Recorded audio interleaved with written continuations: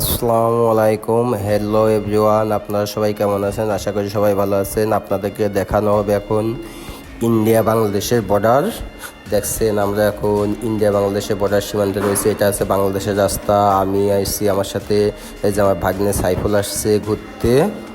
এটা আছে ইন্ডিয়ার বর্ডার। এই যে দেখতেছেন মাঠ, এই মাঠটা আছে ইন্ডিয়ার ভিতরে। এটা আছে ইন্ডিয়ার বর্ডার। এই যে আছে বিএসএফের ঘর। এই বিএসএফ এই ঘরে থাকে।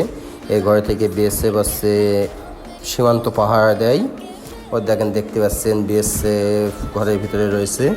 এবং আমাদের ইন্ডিয়া যাওয়ার খুব শখ ছিল ভাগ্নের। আপাতত ভাগ্নের খুব শখ ছিল ইন্ডিয়া যাওয়া, কিন্তু বিএসএফ ওখানে দাঁড়ায় রয়েছে। ইন্ডিয়া যেতে পারছি না, আমাদেরকে একটু দূর থেকে দেখা লাগতেছে। আর ইন্ডিয়াতে গেলে বিএসএফ আমাদেরকে ধরবে এবং হয়তোবা গুলিও করতে পারে।